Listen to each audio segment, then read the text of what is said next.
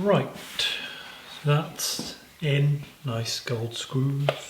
Nice gold screws. This will have gold screws too, and gold hardware, gold knobs, and a set of silver knobs actually, which has just dawned on me because all the controls for the XY are silver. So we have a set of gold knobs and some gold hardware and some gold hardware and then some silver. But never mind. It'll still look amazing. In the meantime, I am going to fit the tuners. We've got these really nice Spertzels, which are 3x3. Ben said he's going to do a how-to video at some point in the next few weeks on how to swap them round. So actually we've taken 3x3s, we've dismantled them, put them back together so that we've got 6 in line instead of 3x3. So what I'm going to do now is I'm just going to line them all up and get them looking pretty. They are awfully close. When you look at them, they're awfully close. So what I'm going to do is I'm going to line them up at an angle so it'll be parallel to the neck instead of the headstock. I'm using one of the tube shim bolt nut jobby. I'll figure out the part names eventually. I'm using one of these just to make sure that I've got it straight before I mark up where I'm going to be. I don't want to mark it and tap it before knowing that it's straight. So I'm just going to line that up just there. And these Spertzels have got a pin, if you can see that on that background, a little pin here. Well, I say little pin, actually it's a lot bigger than the pins on most. So I'm going to go along the headstock now and mark them all so they're ready to be drilled. Okay, so they're all marked up. I'm going to now, I've measured that little pole, the little post, and it is 2.5 exactly. So I'm going to use a 2.5mm drill bit because that will give me a little bit of leeway anyway, because obviously a 2.5 will tear slightly bigger than a 2.5. But what I need to be sure of is that I don't drill any deeper than that little pillar. So I'm literally only drilling a few mil, and I'm really not looking forward to doing this, to be honest. But it should be fine, he says as it moves before he even starts.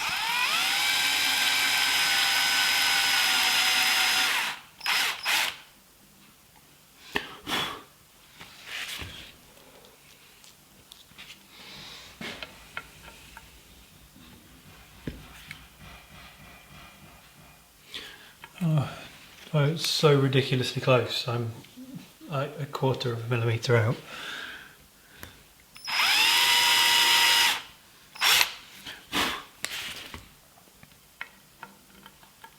There we go.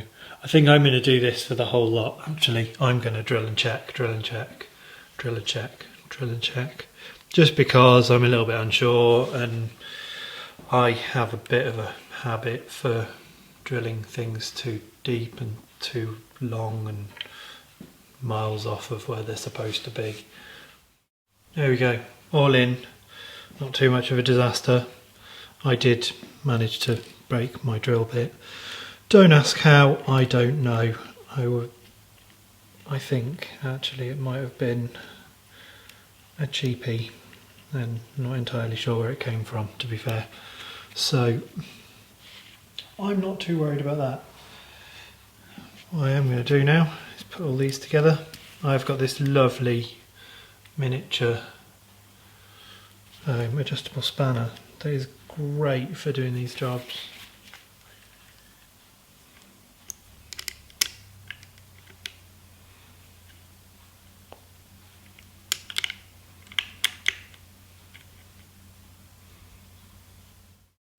time to make a nut. This channel is disgusting. It's not only is it not straight and curved at the end and all sorts of crap, it's also now full of oil and rubbish that we put in there as we were cleaning and polishing and levelling the frets and everything else. So I'm just going to use a scalpel and a small chisel. I'm going to clean all this up and check if it fits, which, as you can see, it doesn't quite go in, so I will take care of that. Well, it just so happens I have a nice little file just here. This is one of my own. This is a dirt cheap little thing, but I have already been in the machine room and modified it so that it has, you can see that nice shiny edge, so that I can put it straight in and I can open the slot up a little bit. I'm going to open the slot from the top, from this side, because obviously if I was to file this side of the slot, then what I'm going to do is I'm going to change the distance between first fret and the nut, which means you're actually changing the scale. So whatever you do, don't do that. So we're just going to do some minor adjustments here and then do a bit more cleaning. So that's all cleaned up. The nut now fits in the slot. So what we're going to do now is we're going to mark up, ready for cutting. So if I swing this around here, then you can see what I'm doing. All the tools and rubbish out of the way. So there we go, in the slot. So what we're going to do is,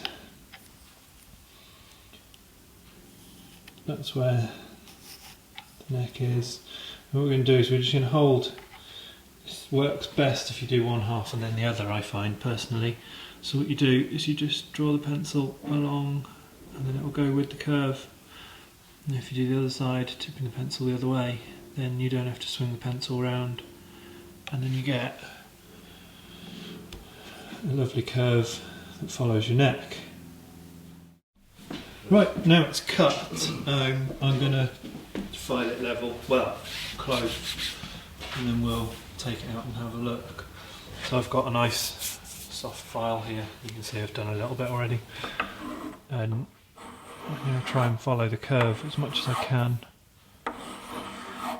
I'll keep that shape, and of course check your progress because you're working from above. So I'm just going to find 1, 2, 3, 4, 5, 6, and actually I fluked that and got it spot on straight away. So that's my position. I'm just going to mark up and we'll be ready to go. So I line that up there, and then I've sharpened my pencil nicely.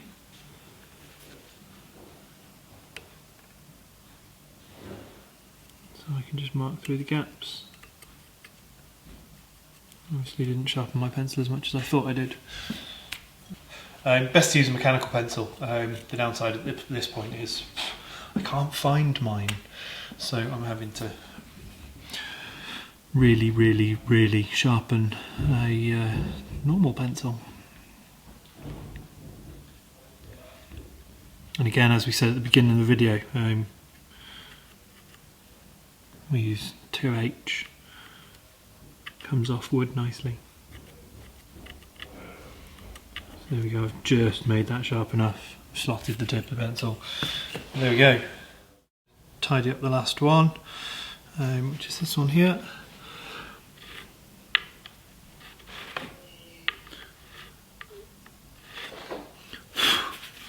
I've tried to get the camera at an angle where you can actually see the slots. So all I've got left to do now is to take these edges down and get it level with the neck. So I'm going to do that very carefully, and I've just noticed actually I've still got a bit of a taper on my nut on the edges now, where I said before I was leaning slightly towards the camera and I was filing that way. instead of that way. I've now done the same there, but obviously that's going to level out when I come down to the neck anyway. So I'm going to pop a tiny little drop of glue on this. Someone might need to get it out in the future, so we don't want to put a whole shed load of glue on there. We don't want to put half a tube down the gap. I'm just going to put a tiny little drop so that it's sturdy, so that we can't just pull it out. I'm just going to put a little dab of glue in the middle, just a single drop. And then being very careful not to smear it all over my neck.